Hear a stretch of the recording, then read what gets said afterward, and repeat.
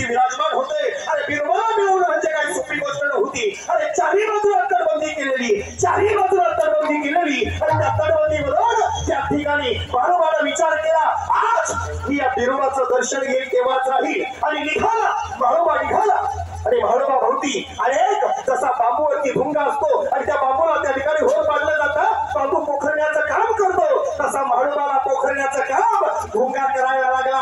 बिरोबाला पाहिजे होतं किती ताकद आहे बाळोबाची बघा।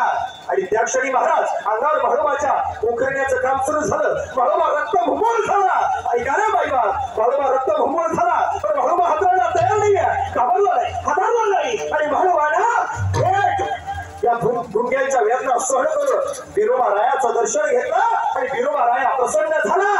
बाळोबा बोल बोल बाळोबा, हा भक्त बिरोबा तुला प्रसन्न आहे, काय मागायचं ते माग। बाळोबा म्हटला, बिरोबा राया मला काहीच नको, फक्त माझी एक इच्छा आहे, माझ्या बरोबर चल म्हटला। काय म्हटला? माझ्या बरोबर चल म्हटला। आणि घोड्यागिरीवरून बिरोबा राया म्हाळोबाच्या सोबत निघाला आणि म्हाळोबाला सांगितलं घोड्यागिरीवरती, या बिरोबा। बिरोबा म्हणतो, या म्हाळोबा ऐक, फक्त पुढे चालताना पाठीमागे वळायचं नाही, पाठीमागे थांबायचं नाही। ज्या ठिकाणी पाठीमागे पाशील त्या ठिकाणी हा बिरोबा तिथेच थांबेल। जरी तू माझी गोटे उचलून बाहेर नेली, मी कुठेही आहे, मी चराचरात आहे, मी ठाई ठाई मध्ये आहे, अंतःकरणामध्ये आहे, प्रत्येकाच्या हृदयामध्ये आहे, कणाकणात माझं वास्तव्य असेल। ठीक आहे, बाळोबा म्हटला ठीक आहे। बाळोबा निघाले घोडेगिरीवरून आणि थेट साकूर या ठिकाणी आले। साकूर मांडव्याजवळ साकूरला आले, ऐका रे बाबा, साकूरला आले आणि साकूरला आल्यानंतर बाळोबाची नजर चुकून पाठीमागे गेली आणि बिरोबा महाराज तिथे साकूरमध्ये विराजमान झाले। ऐका दादा, साकूरला बिरोबा विराजमान झाले आणि विराजमान झाल्यानंतर बाळोबाला पाहू लागला। बाळोबा कुठे बिरोबा? बिरोबा महाराज त्या दगड गोट्यातून बोलू लागले, बाळोबा तुला घोड्यागिरीवरती सांगितलं होतं की ज्या वेळेला तू मागे पाशील तिथेच हा बिरोबा गुपित होईल। आणि त्या क्षणी महाराज त्या ठिकाणी गुपित झाला। जा माझे दगड गोटे घेऊन जा, जिथे जिथे माझे दगड गोटे निश्चित तिथे तिथे मी राहील, ऐक। आणि बाळोबानं महाराज बिरोबाला लोटांगण घातलं आणि तिथून 5 त्या ठिकाणी दगड गोटे उचलले। पहिला दगड गोटा त्या ठिकाणी साकूरमध्ये विराजमान केला, उचलला गोटा, राहिले 4 गोटे। निघाला तळेगाव दिघेला बिरोबा महाराजाचं फार मोठं ठाण आहे, बिरोबा महाराजाचं फार मोठं मंदिर आहे, तिथे बिरोबाचा त्या ठिकाणी पहिला गोटा तिथे ठेवला। तसाच निघाला बाळोबा, हाच बाळोबा तसाच निघाला। शिर्डीमध्ये बडे बड बरं का, बडे बड बनात जर कधी गेलात, पाहुणे रावळे असतील, तुम्ही गेला असाल, शिर्डीच्या बनामध्ये त्या ठिकाणी एक दगडाचा गोटा ठेवला। तसाच बाळोबा निघाला कुठे?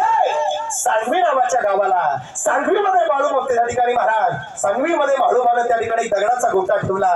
तसाच सांगवीवरून बाळोबा निघाला कुठे? अरे डोडी नावाच्या गावाला, म्हणजे आपल्या पवित्र ठराला। आणि इथे आला, इथे सुद्धा काही ना माहिती असेल अथवा नसेल, पण सांगून जातो ढोबळे महाराज, कीर्तन संपल्यावर जाऊन बघा, जर खोटं असेल तर मग मला बोला। अरे तसाच निघाला बाळोबा आणि बाळोबानं त्याच्या मंदिराच्या पाठीमागे एक दगड गोटा ठेवला। कीर्तन संपलं का आपल्याला बघायला मिळेल की बिरोबा महाराजांची पवित्र वाणी आहे।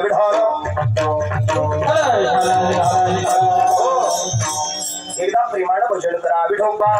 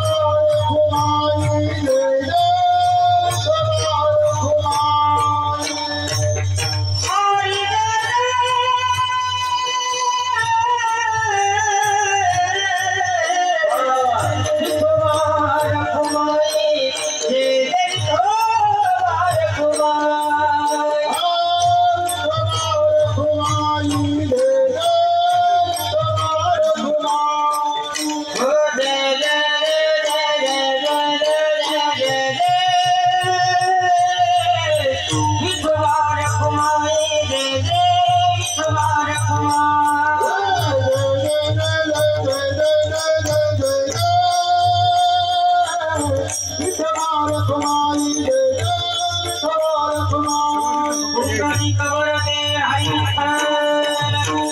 ज्ञानदेव हरिनाथ भगवान मौली ज्ञानेश्वर महाराज की जगद्गुरु तुकाराम महाराज की सद्गुरु भालुबा महाराज की सद्गुरु भालुबाबा की जय।